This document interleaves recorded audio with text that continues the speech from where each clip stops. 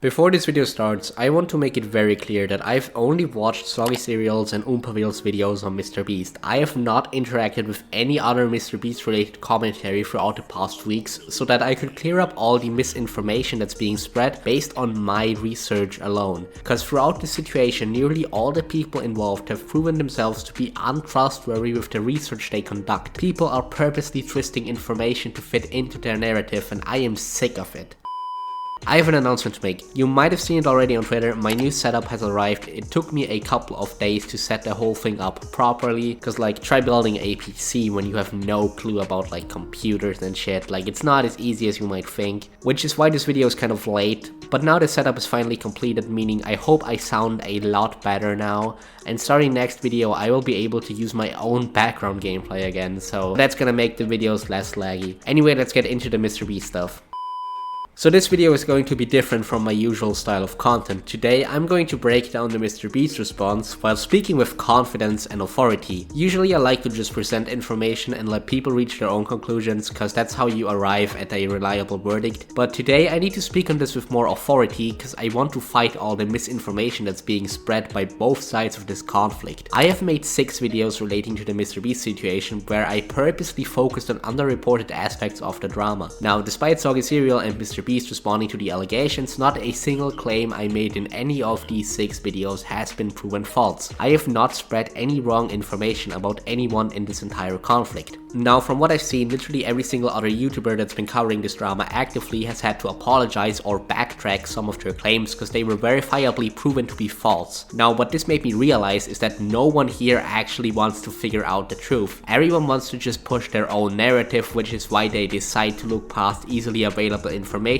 in order to further propagate their claims. This is literally a YouTube civil war, and no one is trustworthy. Everyone has an ulterior motive in mind. They either want to support Dogpack because attacking MrBeast gives them clout, or they want to support MrBeast because he probably pays them. Like, if you really think like people like Nicholas the Oreo or Keemstar keep spreading positive propaganda about Jimmy just because they like him so much, then I don't know what to tell you. You're putting too much trust in these people. Like, if you look at Keemstar's reporting, it's very obvious that he's completely biased in favor of MrBeast and his colleagues. Probably because he's getting paid by Jimmy. That's why Jimmy has him and Nicholas the Oreo linked as sources in his proof document. Now, people have called me a flip-flopper because some of my videos attacked MrBeast while others defended him, but truthfully, there are just a lot of people attacking MrBeast at the moment, and some of them I believe to be in the right, while others I believe to be completely wrong. So it's not that I'm flip-flopping, I'm just covering all aspects of the situation from an objective viewpoint. Because honestly, for every person that blindly hates MrBeast, there's another one who blindly supports MrBeast, and both of them are twisting information to fuel their own narrative. I realized this because a lot of the research I showed in my previous videos was publicly available, yet everyone willingly decided to look past it. Like, now I get people coming to the videos being like, oh, this aged so well. Yeah, because I didn't believe the bullshit and I researched every claim myself. Like, I got so much shit in this video for stating that MrBeast shouldn't be blamed for hiring Delaware because he was like 19 at the time, just started out his company, and he had no idea what a background check even was. He just hired like a random guy because he didn't know any better, and it's just bad luck that he turned out to be a sex offender. Now, people were calling me a paid MrBeast agent when I shared that take. Yet now everyone seemingly agrees that I was in the right in saying that. Yet the evidence was there all along. People just willfully decided to ignore it. Like, you honestly wouldn't believe how many like other people were in my DMs supporting me for attacking MrBeast and then calling me a snake when I defended him in my next video. But like, truthfully, I just looked at the people accusing him individually and reached an unbiased conclusion for every single one of them based on the evidence at hand, and it's clear to me now that no one else bothers to. Everyone just wants to push their narrative, so it's my message to you that you should not trust anyone who has verifiably pushed false information, either defending or attacking MrBeast, and that includes Soggy Cereal and Dogpack404. Like, there's this concept of almost like swing voters in this drama, people that flip-flop from attacking to defending MrBeast whenever a new major video drops, and all people want to do is get these swing voters on their side in order to gain the upper hand, and I am sick of it. Like, you can call me arrogant for speaking with authority in this video, but from what I've seen, there literally hasn't been any other person with a track record as good as mine during this drama, so I'm gonna actually be confident for once in my deduction skills here. Now, speaking of research, I conducted an investigation into Darren Margolias, the leader of Beast Philanthrophy, and I'm gonna use this video as an opportunity to share my findings, cause why not? Now, I want to make this very clear. I want to explicitly encourage all of you to not trust Beast Philanthropy. I used to be a massive fan of MrBeast philanthropic work, but after diving into the owner, I'm not so sure if I can even support the charity anymore. So Darren Margolias is the executive director of Beast Philanthropy, and he was born in the 1960s in South Africa. Now his father worked in real estate at that time in Johannesburg, South Africa, which means his father directly benefited from and supported the forced relocation of black people from the South African cities to the countryside during the South African apartheid. Now Darren Margolias admits to having joined his father's real estate business and having earned most of his money through his participation in that business, meaning that Darren Margolias was not only a beneficiary but also heavily likely a supporter of the racist South African apartheid movement. That is, if he joined this business before his mid-20s, because he did move away from South Africa at some point, and if he joined only after he left, then he wouldn't be guilty. But unfortunately, I've not been able to construct a comprehensive timeline of Darren's age and jobs, because downright all of the information on Darren Margolias' time in real estate has been wiped from the internet. Now, I'm not saying that makes him guilty, I'm just gonna point out that this makes him look incredibly sus. As well as the fact that this Darren guy never provided any proof of his real estate earnings to any journalists who reached out. Furthermore, this Darren guy also claims to be working 100-hour weeks, yet apparently he donates his entire salary from MrBeast to charity, and I just honestly don't believe that for a second. I think this guy is pretending to be someone he's not, especially considering that one of Darren's key contributors to the charity project is Charles Koch, one of the richest billionaires on the planet, who runs and supports multiple far-right organizations such as the Heartland Institute, known for climate change denial and downplaying the negative effects of smoking, AEI, an organization with massive ties to conservative politicians such as Boris Johnson and Liz Truss, and many more. I'll have all of my sources for this link down below, by the way. So in my opinion, this Charles Koch guy is one of the worst human beings on the planet, supporting downright deplorable organizations, and his foundation Stand Together was brought in by Darren Margolias to help with MrBeast Philanthropy, which I find to be shady as fuck. I think there's something extremely weird going on with the philanthropy, because why are right-wing billionaire organizations funding a part of it instead of just MrBeast funding the projects on his own? Like, this is all just very weird to me, especially since Darren claims to have been hired by MrBeast the day he first met him, which would honestly confirm that MrBeast still didn't run background checks on people even after letting Delaware go. But again, I can't be too certain on anything here since Darren Margolias has scrubbed his real estate past from the internet, which again, I'm not saying that makes him guilty, but it's highly suspicious. So yeah, those are my findings on the philanthropy. I do not trust the projects at all anymore, since there's just too much strange activity with right-wing billionaires going on, but again, take that as you will. Now let's dive into the actual response. Firstly, I want to make it explicitly clear that I do not consider this a proper response at all, because MrBeast did not upload it on his channel and he did not even link it on his community tab, meaning that MrBeast still banks on the fact that the vast majority of his immense international audience don't even know that there are allegations against him, which in my opinion is just disingenuous as fuck, and it already discredits MrBeast a lot. Now towards the end of the interview, there's this funny MrBeast quote. Yeah, I feel like we hit everything. I mean, you hit the Delaware thing, because I saw that a lot, and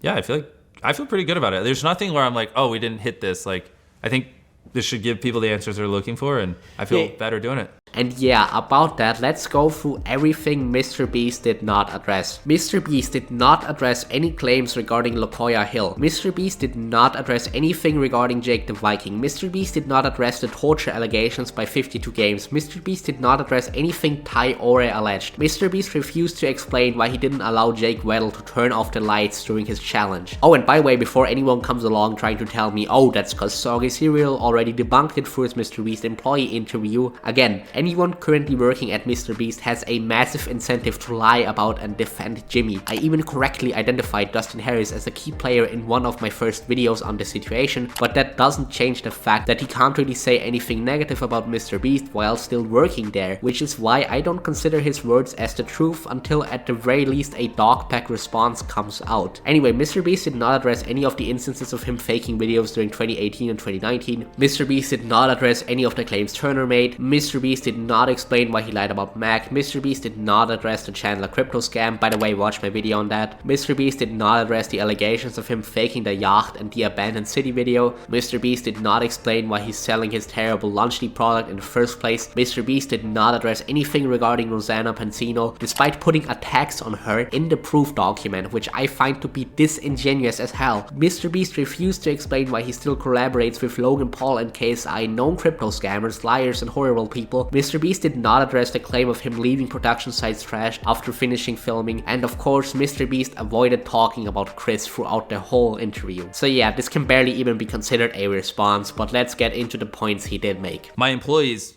were routinely quarantining back then because, you know, in the studio and things like that, we didn't want an outbreak. So I just went to the employees who weren't working on the 100 Girls vs. 100 Boys video and was like, hey, I don't want to cancel this video. Who wants to be in it? And so a couple of them volunteered, filled in the empty gaps. My girlfriend quarantined with me, so I threw her in there. And then we got the numbers up. I was good, good. The video's on. And yeah, they were competing for money like everyone else. Transparency, I'll look at the camera. No, they were not there to rig it. I did not tell them when to get out. I did not tell them what to do. They had their own free will. And yeah, I really didn't think too much of it. And, you know, here we are a couple years later, and that's turning into proof that I put employees in videos to rig them and script them, and they're just filling in for some people who got COVID. Okay, so they claim that MrBeast secretly puts his own employees into the random contestant challenge videos. Now his defense for this is essentially that he just replaced random contestants who tested positive for corona with employees. Now this is a claim where I am 100% on MrBeast's side, because realistically if MrBeast put his own employees into videos in order to rig them, then there wouldn't be this many examples of actual random people winning these challenges and ending up as millionaires through MrBeast. Like, it would be extremely disingenuous of MrBeast to pretend like anyone has a chance to win the $1 million, only to then fill the random contestant videos up with his own employees. But I wholeheartedly believe that he doesn't do that, because all of Dogpack's examples of employees being in the random contestant videos happened during the peak of COVID between 2020 and 2022. So I am actually willing to fully believe that MrBeast did not fake videos such as the Boys vs Girls one and just replace the sick contestants with his own employees. But also at the same time, I do not believe that Dogpack was trying to mislead his audience by making the claim in the first place. Since Dogpack only worked there in 2024, which means he would have had no insider knowledge about MrBeast's business practices in 2022, meaning it was completely fair for him to reach this conclusion. Now let's move on to MrBeast explaining why he sent Soggy Cereal's video to so many other creators. I saw that video and it, you know, disproved. I mean, there are some things in there I don't agree with, and he does go pretty hard on me, so which people seem to forget. But there are a lot of things in there that he disproved, and yeah, I mean, I got excited and shot it over to a bunch of creators who covered the false information, and was just like, look, you know, I could see how, you know, that looks like I'm hiding behind it. Luckily, I'm here talking to you, so yeah. I don't think that will be a problem anymore. Now, in case you're unaware, when Soggy's video dropped, Jimmy actually sent that video to a lot of people who were openly criticizing him, such as Pyrocynical or Spillsesh, and he was trying to get them to make a video supporting Soggy's claims, which gave me a lot of weird vibes, not gonna lie. It does come across as really shady for him to slide into the DMs of people, some of whom Jimmy never even talked to before in his life, and just kind of treat the Soggy Cereal video as this massive own debunking every claim, because it not only makes it seem like he's hiding behind the video, but it's also just very irresponsible to just believe Soggy's claims and run with them instead of just waiting for a Dogpack response. Like, that's just naive in my opinion, and MrBeast wanting people to kind of be naive and irresponsible and trust Soggy completely, yeah, to me that's shady, I'm not gonna lie, because throughout the video MrBeast so often just pushes Soggy's video saying it debunks all of Dogpack's obvious lies, when in reality I don't think it does at all. I think it debunks certain aspects, other aspects it fails to debunk, and it only really disproves 2 outright lies, but I will get to them later. And yeah, MrBeast is at least now publicly responding to the criticism, but he's still refusing to talk about certain aspects because he's saying, oh, Soggy debunked it already, which I do honestly find to be shady, and I again don't think MrBeast should have messaged as many creators as he did. I think that's like completely irresponsible, but also Dogpack pushed his narrative to a lot of people as well, seeing as he did initially reach out to Soggy trying to get him to make a video attacking MrBeast. So both parties here are kind of guilty, but overall I feel like MrBeast should stop holding the Soggy video in such high regards, because it relies on way too many untrustworthy testimonies, and MrBeast should just make a proper response instead himself. If anything, this has made me respect MrBeast a lot less. Like, I used to have this perception of Jimmy that he's like a hustler who doesn't care at all about the critics but instead just works all day, but seeing him messaging all these creators made me realize that this guy probably watches like a Quinn Theo video criticizing him before he goes to bed every day. Alright, let's now move on to MrBeast's explanation of this comment which he left on Soggy Cereal's video. You left a comment on Soggy's video after it was posted. You said, "This is finally a video that doesn't spread baseless slander about me." Yeah, I mean, Lol. obviously that was a stupid comment. Yes. Yeah. Yeah. Yeah, dude, how do you think that looks? I mean, Yeah, dumb. Like, Yeah. Agreed. okay. Especially the LOL. That just Yeah. Next sad, yeah. question.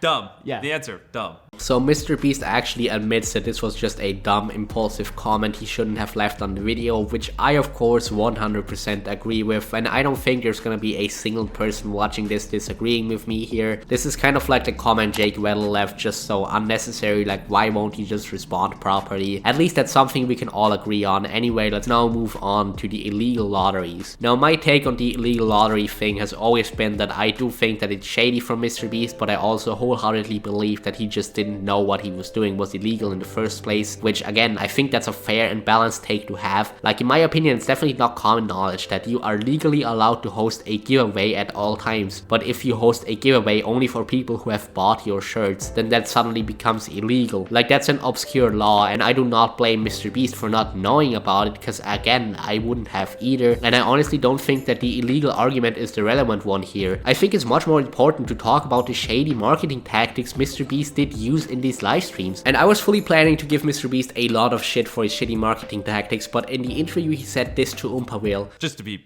truthful, if people want a refund or think for whatever reason, like we did something wrong, like I'll send you a link that you can just put in the description where they can get a refund. Maybe just throw it on the screen here. Okay. But yeah, I mean, at the moment, that's all I really have to say. Maybe I could do a follow-up in the future. I'm trying to, dig up all the footage from that live stream. And honestly, I feel like that exonerates MrBeast. Like, he's offering a genuine refund for every single person that bought a shirt during these live streams. He's essentially saying, hey, if you feel like you were misled or pushed, you can have your money back. And I do fully believe that this is the right thing to do. And after hearing this, I don't think anyone can argue that MrBeast tried to scam his fans with this, because he does offer a full refund for everyone. Like, maybe if this had been a known issue regarding MrBeast for quite some time and he only caved into giving refunds once it got too big to handle, then I would consider it a disingenuous tactic to try and clear his name. But like, realistically, those live streams were never even brought up by anyone until the Dogpack video, from my understanding at least. So essentially, as soon as it was brought to Jimmy's attention, he offered a full refund, which again, in my opinion, clears him of any wrongdoing here. You can disagree with me on that, sure, but overall, I just don't think you can argue that he tried to scam anyone. Now let's get into MrBeast announcing he's gonna sue Dogpack. Are you gonna sue Dogpack?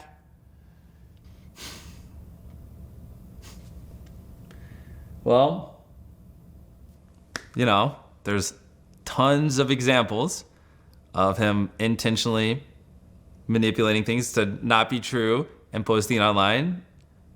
Tons and tons and tons of that. Soggy has basically an hour and 27-minute video, and an hour of it is just flat out proving manipulation and lies, and caused a lot of harm to my businesses. I mean, I've literally had people pull out millions of dollars and then tell me it was directly because of his video. And don't worry, I instantly was like, can you send that in writing? So, if I win a case or anything, I can directly point damages. No reason why. And so, I mean, it's just unfortunate. Like, I don't want to be put in this situation, but probably gonna have to. Firstly, I don't agree with the statement that Soggy Cereal disproved Dogpack. I'm going to wait for a Dogpack response until I make my mind up on that, but what I will say is that even if Dogpack was wrong about literally every single claim he made, I still would not support MrBeast suing him. In my opinion, the only reason to ever sue someone on YouTube is if they launch completely baseless accusations at you, yet every single claim Dogpack has ever made was at least based on something. He always had a shred of evidence which supported his way of thinking. Viking. Now, MrBeast did provide some other evidence which led him to disprove some of the claims, but with every single claim you could understand how and why Dogpack reached the conclusion he did. So I fundamentally disagree with MrBeast suing him. I think if MrBeast was truly in the right, he could have just made a proper response video disproving all the claims. Suing him makes him look extremely guilty, and I don't think it's fair in the slightest. Like me personally, even if someone came at me with completely baseless claims, I would still rather disprove them publicly instead of just trying to sue them. But like if the claims were absolutely fabricated, then I could at least understand the suing option. Even if MrBeast made a full response debunking everything on his channel and then Dogpack responded with more lies, I could understand suing him too. But him just refusing to respond properly on his own platform, instead just suing him, that's absolutely appalling behavior, and I do not support it at all. Especially since I do think MrBeast is in the wrong regarding a lot of stuff and he's still ignoring it. Also, MrBeast went on to say this about people criticizing him for suing Dogpack. Right now, I'm getting canceled because I'm not suing him, because they're saying, well, you know, Jimmy's not suing him, therefore there was truth, there's Jimmy would be suing him. So at this point, I'm so big, it's kind of, most scenarios are like, either way, like there's a vast negative for me.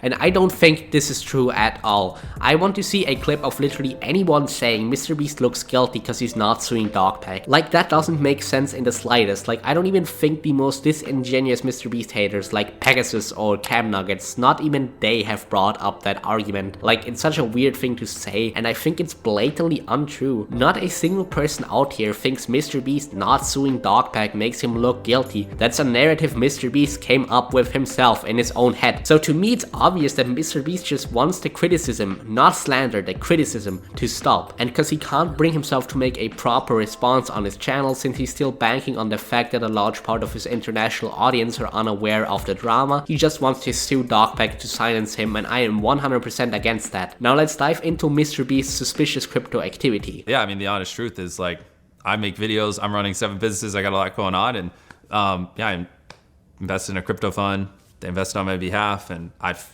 never like had access to that wallet. They're the one doing the buying and selling. I mean, there are thousands of transactions on there. Like, I don't even have that kind of time. I'm sure you could probably even look at it and see like days where I was like maybe in solitary confinement or like doing a video where I didn't even have access to a computer and there's trading. True. So for the conspiracy theorists that think I'm lying and using the fund as a cover up, like, I mean, there's got to be some way where you could just figure that out, like where I was on a plane ride or something. Now, I will say this, I am 100% willing to believe that MrBeast is involved in shady crypto business practices, because I did actually watch his first impulsive appearance at the time where he did talk about a lot of crypto with Logan Paul, who is a known crypto scammer, of course, and the way he talked about investing into the coins there definitely felt like he, at least to some point, knew what he was doing, and like he was genuinely interested in making money through crypto. So I wouldn't be surprised at all if he was directly involved with a lot of the shady crypto business that was going on, since again, a lot of his closest peers like Chandler, KSI or Logan Paul are known crypto scammers who betrayed their audience's trust for money. But looking past that, it comes across as very disingenuous to me that MrBeast is just like, yeah, people were trading for me, I didn't have any knowledge about it, when the whole thing was literally operating under the name MrBeast. Like, you're the head of the MrBeast empire, you're responsible for what people do under your name. Even if you don't check what they're doing with the crypto account regularly,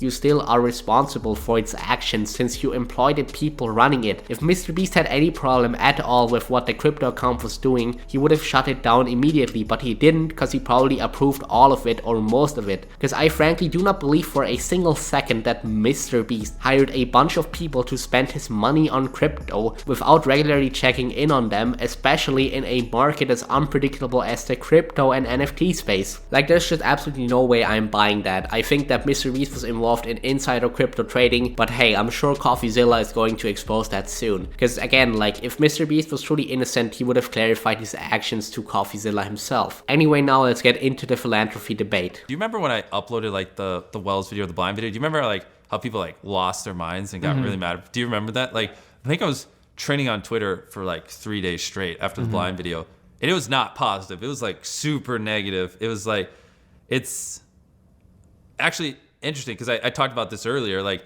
I actually think I would get less hate if I didn't do philanthropy. So I actually think it's having the inverse effect, at least in the last 2 years. Like, people hate me more because I do good. I mean, I don't know. Maybe that's like too crazy of a statement. I'm not trying to sound like a victim here or anything. So maybe that's too crazy of a statement, but it's just something I'm noticing. Like, I'll do a video, whatever, buried myself alive. No, like, people no one criticizes it. It's like, oh, this is a good video to watch it. And then I'll do a video where I build 100 houses.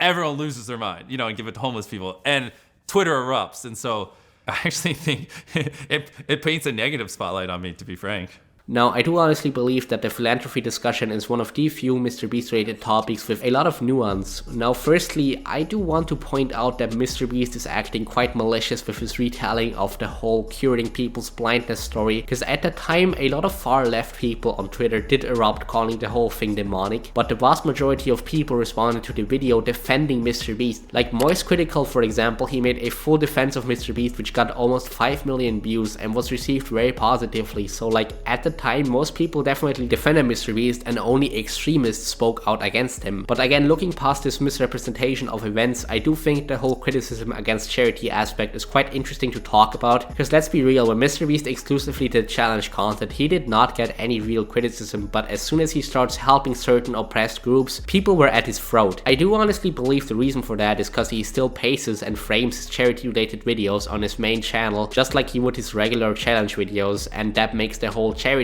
come across as extremely forced and almost demonic to a lot of people. Now for me it doesn't seem that way, but like I can understand where people are getting this from, and I do honestly think that MrBeast should have just presented some of his philanthropic work in a different light, but at the same time I would still rather MrBeast do the charity and get unreasonably criticized than him just not doing it at all, because he is still helping people. I mean, I did say at the start of this video that I don't fully trust his charity anymore because of certain people involved, but he still did some good with his charity. Like, you can't tell me him curing people's blindness is a negative thing. Oh, and by the way, MrBeast did bring up the video of the charity organization clarifying that he did in fact pay for everyone's surgery, and a lot of people in response are saying, oh, he's only paying now because he got exposed. But like realistically, the video of the charity complaining about not getting paid only had around like 5k views, so it's very believable to me that Jimmy just did not know about it, especially because the context here is that MrBeast paid for like over 1000 surgeries, but through a communication error, like 80 of them weren't actually paid. And like, it would make absolutely zero sense for MrBeast to pay for curing 1000 people and then potentially risk his entire brand getting destroyed over scamming the remaining like 80 people. Like, I definitely believe he intended to pay for everyone, and as soon as the mistake got pointed out to him, he immediately fixed it. But yeah, overall it's definitely interesting to think about how indisputably popular and uncontroversial MrBeast would be right now if he just stuck to his challenge videos. But I'm very interested to hear your opinion on the charity work in the comments, so make sure to let me know. Basically, 100% of Feastables cocoa is fair trade certified, which is expensive. It's basically the most expensive certification you can have on it, which for most chocolate companies would be enough. You'd get your cocoa fair trade certified, and then like, do you even know what fair trade certified means? Okay, do you think your viewers know? No. So if someone was like, you're unethical, and I just said, my beans are fair trade certified, my chocolate, 99% of people would be like, okay, good enough, that makes sense. So like, I could have just hid behind that, but I didn't think fair trade, I don't think that's enough. And so not only are 100% of Feastables beans fair trade certified, but 100% of them, we also pay a living income reference price. Have I mentioned any of this to you before? No. Okay, so 100 living income reference price, this is why it's hilarious how people are like claiming we unethically source our cocoa. And I'm ready to lay this out, because everyone who said I use slave labor and I don't care, I hope you delete your videos, because you were literally spreading severe disinformation. So for us, one of the main drivers of child labor and cocoa is poverty. Like, they don't make enough money. So you can't just go to a farmer and say, don't use child labor, because if they can't afford to pay a grown-up, then you're telling them, hey, go starve. They have to make money. So one of the ways you can eliminate child labor is you have to pay a living income. So there's a thing called living income reference price, where they look at,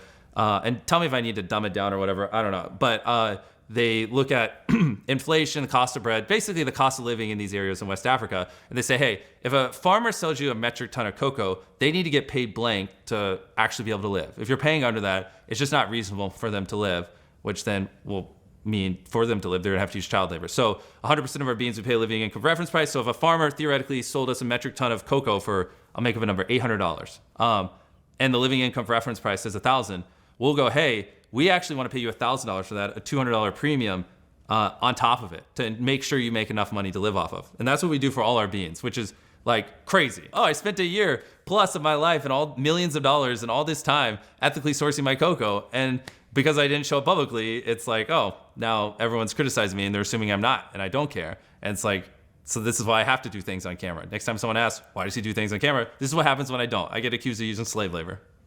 That's a crazy accusation. A baseless accusation. Yeah, it truly. Yeah, I mean, once again, being associated with Tony Chocolonely is like that's huge. That's Of like, course. yeah, I mean, those were the first people I hit up when we were Absolutely. switching our supply chain over. Like, yeah. it's cool. Now this is going to be by far the most controversial section of this video, but I have to be real with you guys and state my honest opinion about this. I do 100% believe that MrBeast's Feastables company sourced their chocolate ethically, and I think they go through great lengths to make sure that the farmers are getting paid fairly. I don't think there's any argument to be made against that. However, I absolutely do not think the same about Feastables' business partner, Tony's Chocolonely. Now, I work in marketing and for multiple years now have done a lot of social media management with a coffee company who actually ethically sources their coffee beans. That process is of course very similar to the sourcing of cocoa beans, and I've literally watched people working there filming themselves multiple times per year, flying to like Ethiopia and Colombia to confirm to me that they are ethically sourcing their beans. Like, I have literally seen it with my own eyes. And again, I'm not gonna name anyone or share any company connects I have, but throughout the board I have only heard negative sentiments about Tony's Chocolonely and their sourcing of cocoa beans. As a matter of fact, multiple people that lead chocolate and coffee businesses in Eastern Europe, where I'm from, and who I have interacted with, have told me that Tony's Chocolonely does not seem to be the exploitation-free company it claims to be. And again, this is just my opinion, but I highly encourage everyone watching this to just Google Tony's Chocolonely supply chain and just make up their own mind. But yeah, I believe that Feastables itself is exploitation-free. The only real problem I have with them is their brain rot branding. But their partner Tony's Chocolonely, I'm not so sure about them. But also, I want to bring up this specific claim here. So Dogpack showed this graph here trying to compare Feastables to Hershey's and making Feastables appear as a lot unhealthier, and this is extremely disingenuous by Dogpack for once, because he's comparing a king-sized MrBeast bar to a regular Hershey's bar. If we compare it to the regular Feastables bar instead, it's actually a lot less unhealthy. This is probably the single most misleading and malicious thing Dogpack did in his videos, and one of the few aspects where I'm actually like, yeah, Dogpack definitely tried to manipulate his audience there, so I felt like it was important to point that out here. Now let's move on to everyone's favorite company, Lunchly. The thing is, here's a context a lot of people leave out. Look at, I don't want to name specific brands but take a specific brand that comes into your mind when you think of something like Lunchly, something that's very similar, specific brand, I don't know, other brands, competitors, and Google their name and put the word mold behind it. You'll see thousands upon thousands of examples. And that, I think, is a key context a lot of people leave out in this, because they're acting like this is just a thing with us. Once it leaves your factory, you know, a truck that's delivering it could technically take a sharp turn in a box fall and puncture the seal. Or honestly, even something as dumb as like when it's put on the shelves at the store, like I can't stop someone from walking to Walmart and grabbing a Lunchly, Right, going to the potato chip aisle, putting it there, and then like a day later an employee going, that doesn't belong there, and put it back. And right. like, I mean, obviously they shouldn't do that, they should throw it away, of course. but like so there's no mold when it leaves their factories, because that's just stupid. Why would we ever let that happen? But Right. I definitely perceive this as one of the most misguided responses MrBeast has given throughout this video, and that's honestly entirely oompaville's fault, because he's asking the wrong questions here. Now obviously we have all seen the moldy pictures of the Lunchly product and the videos people have made about it, but like realistically, no one was actually trying to make the point that MrBeast was out here like intentionally making his cheese moldy. Like, people were just making fun of the mold to show their distaste for the product in general, because the problem is the product itself. If there was no mold in Lunchly, people would still hate Lunchly the same, because it's a terrible product designed to scam kids and by extension their parents. Like, realistically, MrBeast defending himself from the mold allegations and pinning the blame on like other people involved in the production process is just so irrelevant, because the real question oompaville should have asked would have been like, hey,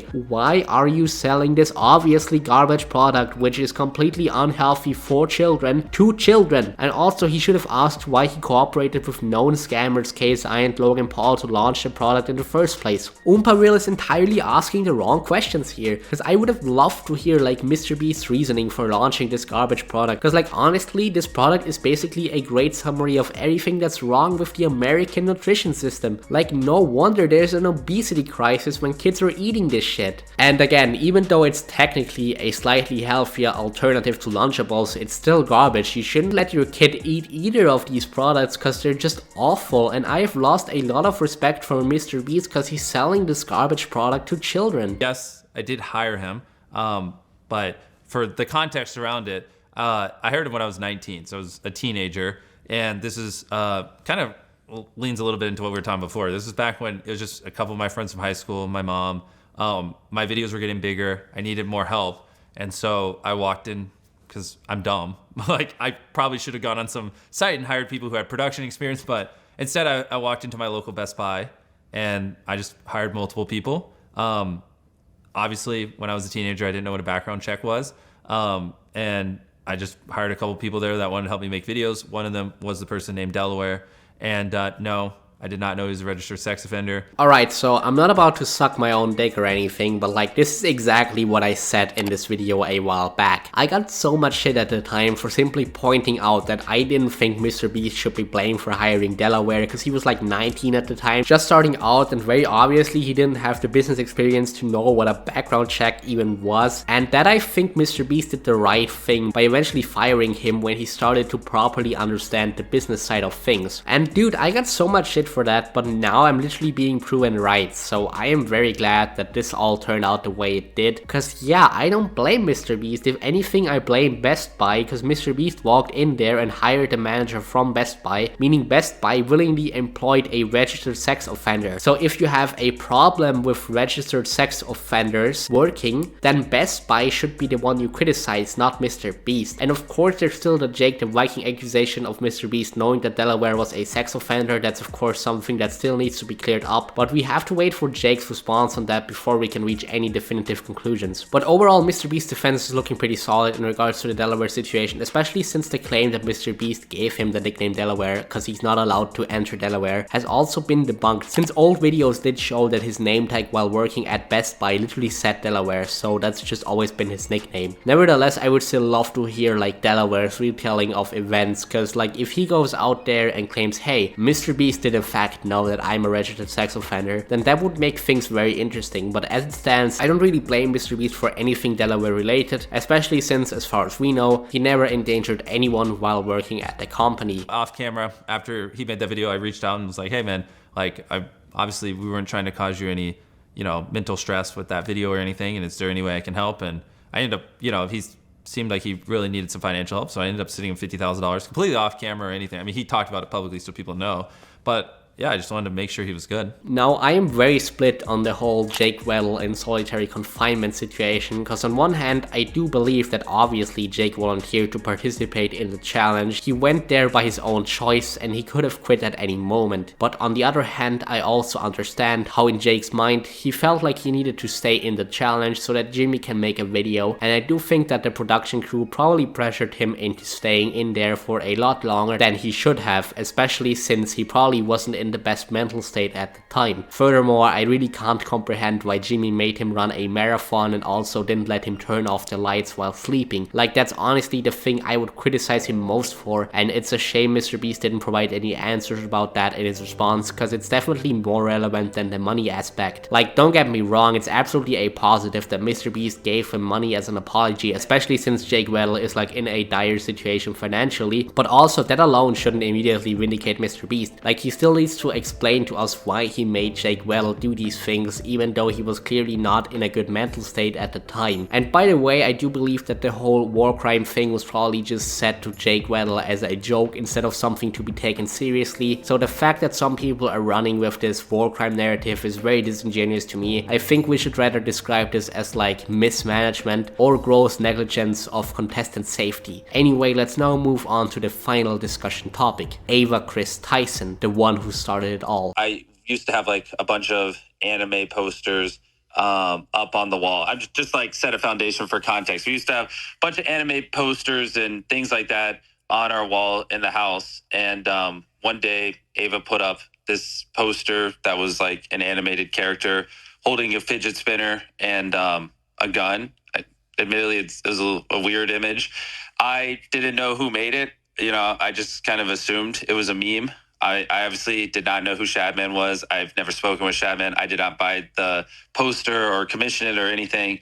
And yeah, I mean, to be honest, I didn't really think too much of it because we just had like a lot of anime posters and things up, and it was an animated character that was clothed, obviously. Now this is obviously in reference to MrBeast having Shadman art in his recording room back in the day, and my take on this is again gonna be very controversial. So Chris Tyson, horrible person, obviously a child enthusiast, sex pest, predator, I hope we can all agree on that. Shadman, also just a terrible human being, highly likely also someone who enjoys children. Now if you defended Shadman in 2017 or 2018, like so many people did, you automatically lose your right to criticize anyone else for associating with him. Every single person who claimed Shadman has a right to draw graphic underage gore porn because of free speech is completely beyond saving to me. Now that being said, I do honestly believe that MrBeast had no idea about like the Shadman stuff, because he's never interacted with him before. The only person contesting that is Turnur, but I've already proven in this video right here that he's a liar and highly untrustworthy. So like MrBeast having that poster up because Chris hung it there and him just not questioning it, that's something I can definitely get behind. But also I do of course think that MrBeast should have fired Chris a long time ago, because if you were following MrBeast closely ever since like 2018, then you would have known that Chris was doing some questionable things, especially on Twitter. But like also MrBeast and Chris have known each other for like 15 years, right? They go back to middle school. So like realistically, MrBeast was probably internally justifying his friend's terrible behavior because they've just known each other for so extremely long, meaning that it was probably just very hard for Jimmy to let Chris go. So I don't blame him too much for anything here. I do think that everything related to Shadman is Chris's responsibility, and I'm not about to use Chris's crimes as a way of discrediting MrBeast, because that's just bad faith journalism in my opinion. I'm treating Chris as an entirely separate person here, which is why I think that Chris and Shadman are horrible people, but MrBeast, he's like half horrible. He's not as bad as them. So in conclusion, this interview did clear some things up. In other aspects, it left more questions than answers. In certain dilemmas, I believe MrBeast to be completely in the wrong, but in others, not so much. But yeah, overall, he definitely didn't address a lot of the claims properly, and I'm gonna be waiting for a conclusive second response, as well as a Dogpack response. Anyway, did you agree with my points? Make sure to let me know in the comments down below. Follow me on Twitter, like the video if you enjoyed, subscribe if you haven't already, and I will see you in the next one.